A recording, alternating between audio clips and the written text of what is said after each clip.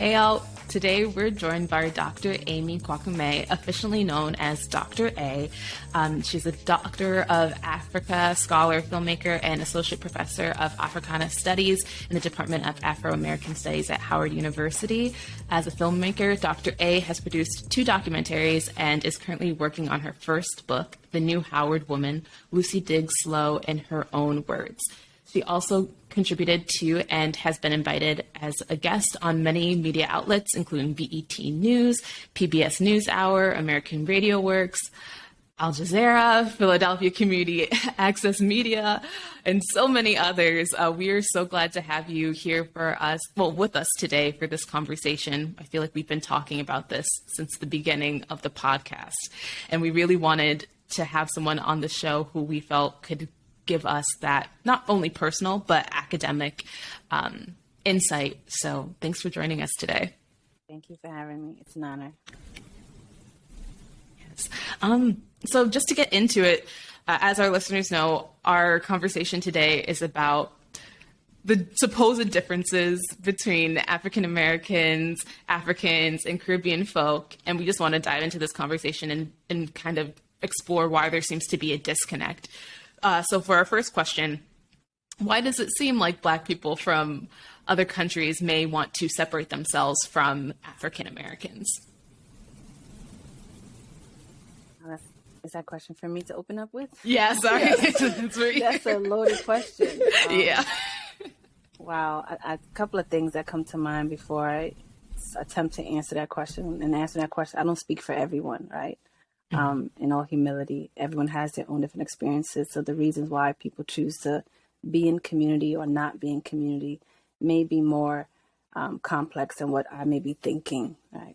But historically, we know that we are all from the same womb, which is the continent, right? And the ways in which we become or we move out of the womb involuntarily through enslavement, right?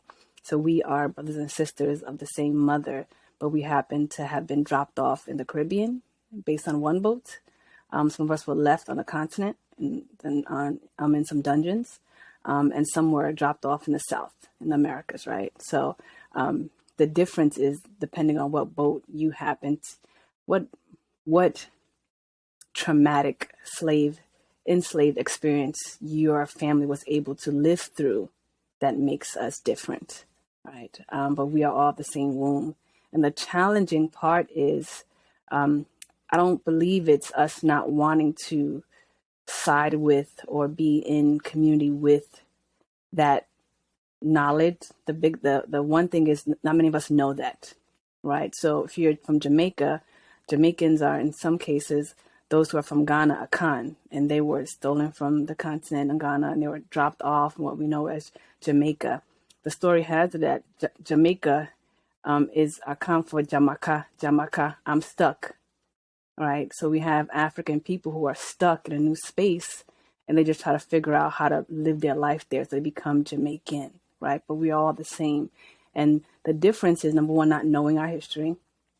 2, not being able to sit with that pain, right? Sometimes it's hard to say, you could have been my brother, or I would have been someone different if it had not been for that ship, right? So I try to frame my experience differently. So I try to cut you out just to live a different life, right? But not everyone has the knowledge. Not everyone has the emotional heart. At Howard, we try to allow students to go back to Africa. Not many students want to do that, right? The question is, where do I go back to, right? The idea that if we were to figure out ways that we are similar, that work is hard. So it's easy to just say we're different, right? But within that, there are definitely other complexities to the truth. The fact that before Europe decided to slice up Africa, we weren't all besties, right? Zulus, the Khans, right? They weren't besties, right? People had differences already, human differences, right? So we can't assume that the differences we have as human beings are because of the fact that we're Black. No, having differences is a human thing, right? We just happen to have differences plus capitalism, plus oppression, plus I can't go back, plus I thought my mama was like this, so it makes it complex, right? So I think I'll attempt to answer that question that way, but It's deep. Yeah, that's super. I feel like that's a super unique experience. So when did your parents come to the Bronx then? Oh, it's funny because my parents came when they were like early 20s. So my mom has lived most of her life in America. So some of the traditional things that we should be doing, we don't do because she lived her young adult life in the Bronx, so like partying and stuff like that. So she came. Her and my father met here. Oh, So okay. they got married here. So some of the traditional marriage things that you would do on the continent, they didn't do that. They did it the American style. So they lived most of their life in America. So that answers the question. Yeah, and as someone who has kind of like has like a little bit living in Ghana, a little bit living in the US, were you ever like did your parents ever say something like when you were younger about like African Americans, or did you hear like growing up around people like maybe your family members or people in Ghana that Mm-hmm. said like a specific thing about like specifically like the people who, like you Mm-hmm. said, came, their ancestors are from Africa, but they're in the Mm-hmm. South and that type of history? Yeah. And I say yes with a complex yes, because yes, there's a sense of if you look at who's struggling in America, all right, there are people who are of African descent many times in the Bronx or Hispanic and of African descent. And the reality is that you don't want to be like those people, right? But crouched in that conversation, the fact that my parents didn't have the language to say that these people, they say these people, right, or these African Americans or African American general are have experienced something traumatic, and we don't want you to go through that traumatic experience. So the short way of saying is don't associate with them. But they really are really saying is we don't want what's happening to them to happen to you, right? Again, and then on the same time, if you've seen the documentary, the Ava DuVernay, what's it titled? The When They 13 See one? Us. Oh, No, not okay. 13th. The what's it called? I think it's I When They think you're See right, Us. when they see us, yeah. Yeah. African Americans, older African Americans, their parents at that time felt that these young boys were to blame, right? Because they just assumed that young black males were criminals, right? They didn't want to say that, but they were saying that, like that these boys should go to prison. These boys should face the consequences, right? So there was this divide with people lack language on how to say what they really want to say and also who to blame, right? The idea of saying the government is at fault for us not living in proper housing, but we're blamed the people who don't have power for, let's say, finding different ways to make money, and we say it's their fault, right? But yes, I grew up in a household where my parents, don't hang out with that boy, don't hang out with that girl, that those people are going the wrong direction. But I think it's just lack of language, and we still have those challenges today. We still sometimes label bad schools, right, when they're predominantly black. But what we really want to say is these schools that happen to cater to black people aren't properly funded, right? And that happens to be the shortcut that the revolving stereotype that continues. And we're curious if you think, can people within the same diaspora culturally appropriate one another? So some examples of this for our listeners is Beyonce's Black is King album. Um, you know, Drake using Caribbean accents on some of his songs. Michael B. Jordan recently coming out with rum or something like that, that he A used drink, yeah. a Caribbean name for. Um, these topics have had so much chatter within the Black community, and usually it's split between one half saying this is not your culture, so don't use it when you want to, and another half saying, well, we are all Black, so what's the issue? What are your thoughts? These questions are a little bit tough on the spot I now. know, I know, I know, I know. It's interesting. So this question comes up every Halloween, right? Where people ask about this, and who can you dress up as historical figures? Like, is that appropriation? Or you can dress up as culture is appropriation. So it's a very touchy conversation, and I think I would say there's a thin line between. I think the thin line that divides appropriation and appreciation, right? Is credit. So is your goal to appreciate and give credit to what you're embracing, right? And there's also intention, right? Are you true about your intentions? So I think Beyonce was intentional. She was true about her intentions, and she gave credit, right? So I wouldn't define what she did as something that was appropriation. I would say, right? That's just me.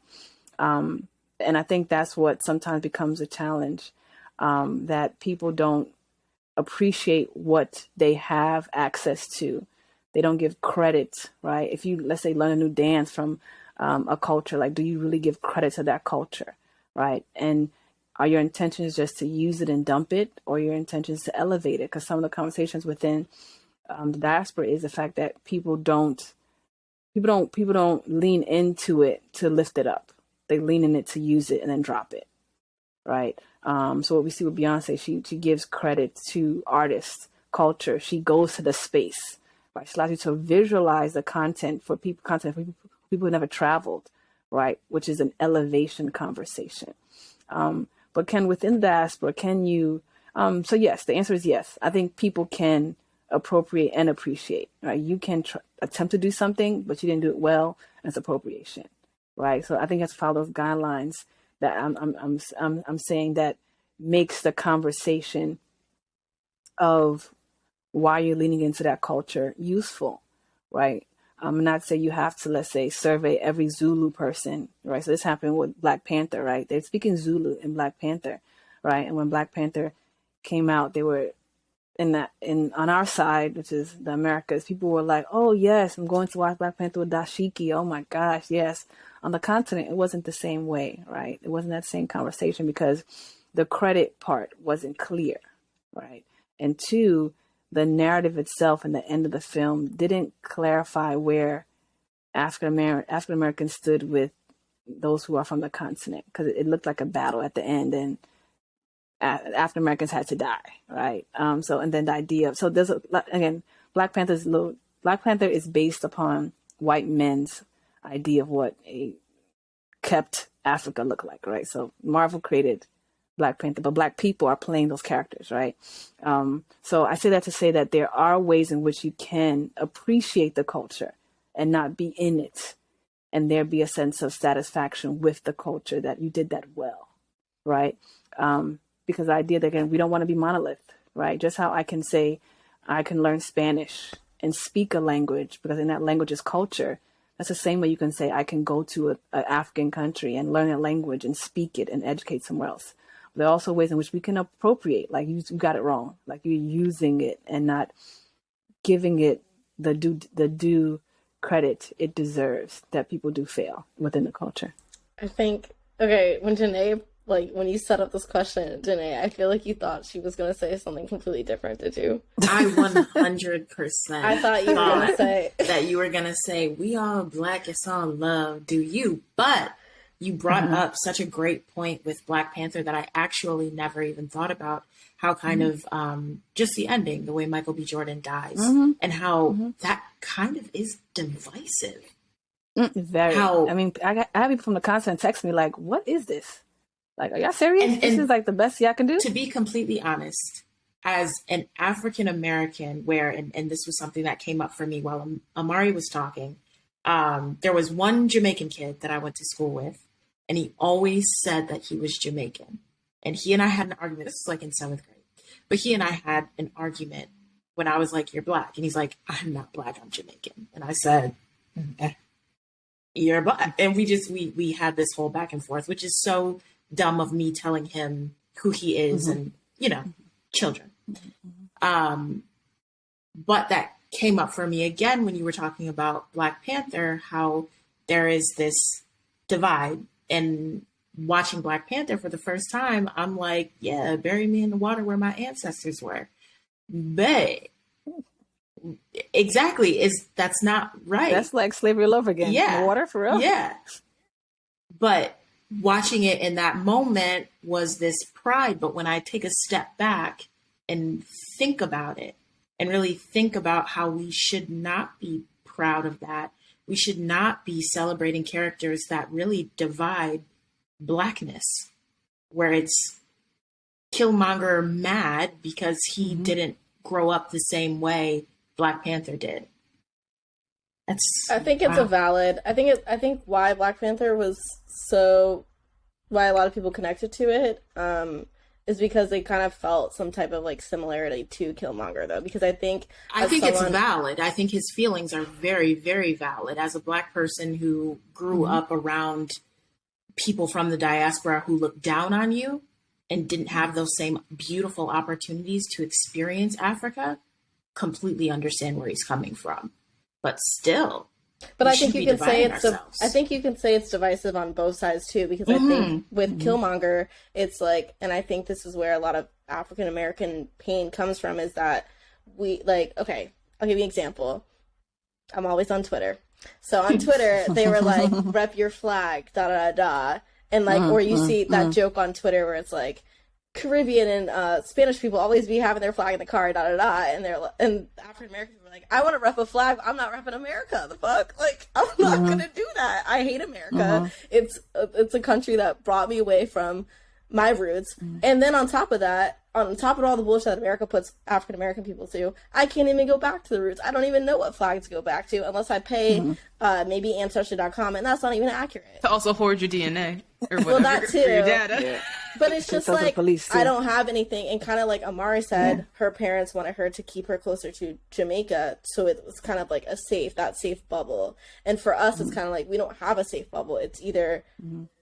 It's just nothing. It's like we can't go anywhere but here, and here is like the worst out of all the places because it's this has such a dark history here. So I think that's where a lot of that pain comes from, and that why like I just feel like Black Panther, because for me, I saw Black Panther 3 times when it came out. It was like, I love it. But you missed the ending part when he dies? Like, no, did you miss that part? I was there for it. I never heard like what you just said, how people from Africa didn't like it. I never knew that until now. Oh.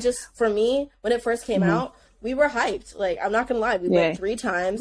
I went to go see it with you, Kia. Yeah, I saw it so many times. I thought it was amazing. I never knew the criticism. Because I think for me, I was just operating like, I just love this movie about Black people, and it feels like this is my connection to this is the closest connection I'll have. And so for me, I just never even heard the argument. The other side. Yeah. Yeah. It's interesting. So I think a lot of the success in Black Panther, the fact that Black people can see themselves and it be in so many different ways. So much, like, if you've never been to Africa, oh my gosh, it's Africa. Like, so that's that, people lead into that. But at the source of the storyline is very, very,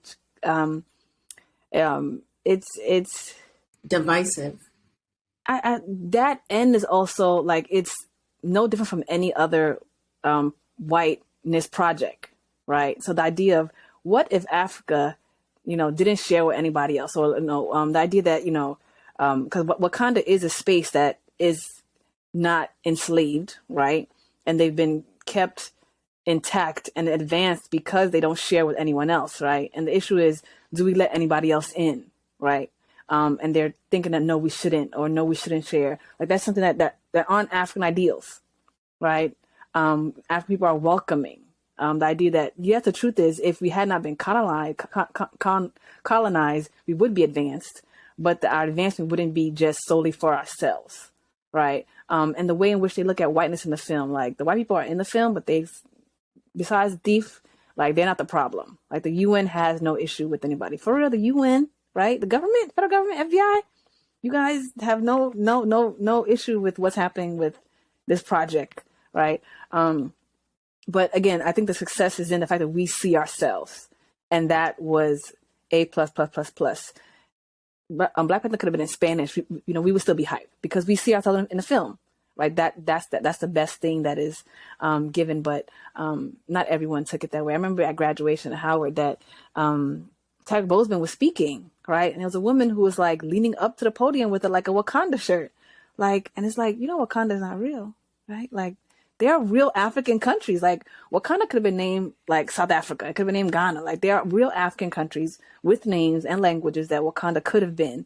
that could have made people feel like they can lean in, right? Or my other point was, so that's why Garvey and the Garvey movement was so powerful, because he felt like a people needed a flag, right? So they create the red, black, and green flag to unite Black people across the diaspora. So you don't have to pick up the U.S. flag. You can pick up the red, black, and green flag as a people, and we are a nation within a nation. Now, Garvey he never went to Africa, right? But he was able to create a pathway that people could go back. But the biggest thing that he did was create this flag, this unity, this sense of we are in America, but we are our own nation, our own culture. We have our own publications. We have our own flag. We have our own military, army, parades. He did make that central to the Black community in America.